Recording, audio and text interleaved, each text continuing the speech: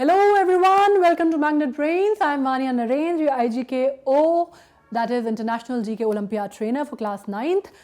आज अभी जो हम करने वाले हैं वो is in continuation to our last session जो कि हमने की थी. आपको याद होगा हमने क्या किया था. हमने 25 टर्मिनोलॉजीज और स्पेशलाइजेशन के टॉपिक्स डिस्कस किए थे और मैंने आपसे कहा था कि आपके डिस्क्रिप्शन बॉक्स में 5 क्वेश्चंस हैं जो कि उसी पर्टिकुलर टॉपिक से रिलेटेड हैं और जब आप उनको अटेम्प्ट कर लेंगे तो हम उनके आंसर्स डिस्कस करेंगे. So here I am, as per my promise हम उनके आंसर्स डिस्कस करने वाले हैं. So let's begin. पहला क्वेश्चन जो है वो क्या है. Dash is a discipline which studies the application of physics to life processes is called. बताइए. ये तो आई एम श्योर आपने किया होगा, राइट. हमने इसमें डिस्कस भी किया था कि जो हम वर्ड्स पढ़ते हैं या टर्मिनोलॉजीज पढ़ते हैं हम उसको ब्रेक डाउन करते हैं तो ही हमें काफ़ी कुछ मतलब समझ में आ जाता है, तो ही हमें उसका मोटा मोटा जो अंदाज़ा है वो पता चल जाता है कि ये टर्मिनोलॉजी या स्पेशलाइजेशन कहाँ से रिलेटेड होगा.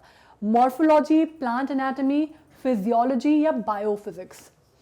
अब हम बात कर रहे हैं यहाँ पे फिजिक्स की जो लाइफ प्रोसेसेस में अप्लाई किया जाता है, तो answer becomes very very obvious, biophysics. I am sure ये आपने सही किया होगा, राइट. और नहीं किया है तो आप देख लीजिए.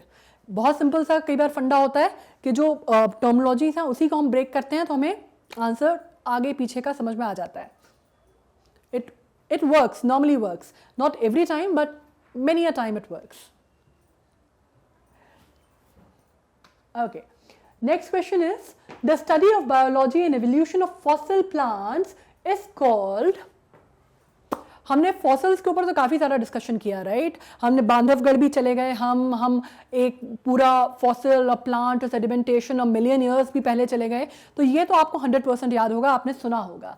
इसमें हमने क्या बात की थी फॉसिल प्लांट्स की. कौन सा टर्म बोला क्या था. Paleobotany. This is something that we discussed, right. काफ़ी अच्छे से हमने उसको डिस्कशन किया था, तो आई एम श्योर ये आपने सही किया होगा.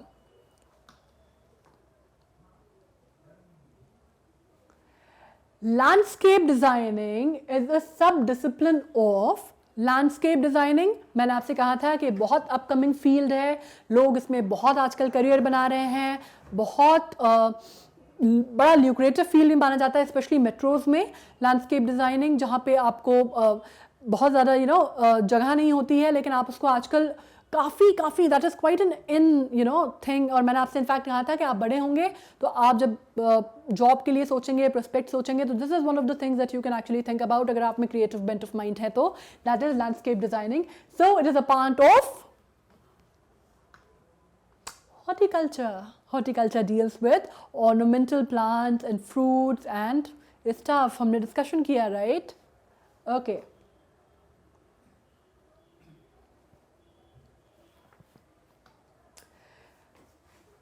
Study of the structure, function and life history of plant cell is called. इसमें keyword क्या है. Plant cell. ये क्या है. सेल मेम्ब्रेन एंड बहुत सारे nuclear envelope, nucleus, nuclear pore. इसमें हम बात कर रहे हैं प्लांट सेल की, और प्लांट सेल के बारे में जो स्टडी होती है उसको कहा जाता है.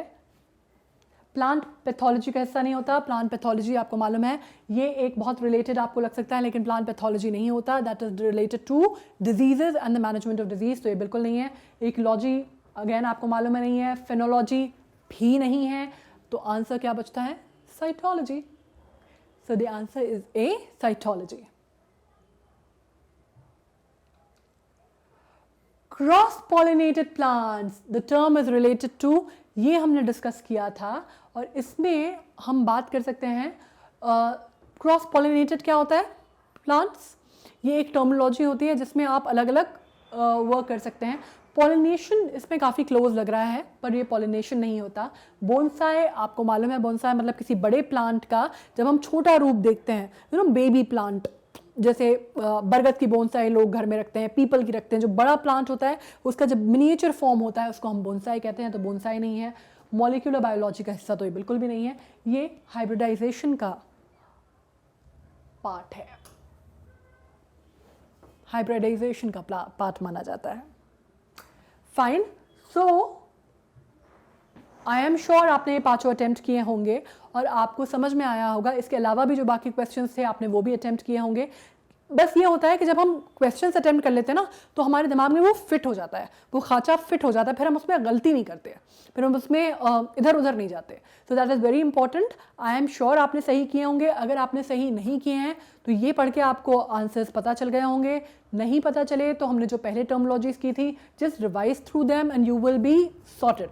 Okay, so we'll meet in the next section. आप तब तक इसको और वर्कआउट कीजिए और पढ़ाई कीजिए और थोड़ी सी क्लैरिटी लाइए। हम अगली बार मिलते हैं at magnet brains. You know that we are always there for you. That's 100% free channel. आपको कोई भी सब्सक्रिप्शन अमाउंट पे नहीं करना है and we are always there at the reach, आपको हर चीज़ का फ्रॉम द स्टार्टिंग समझाने के लिए। So I am signing off for now. Thank you very much.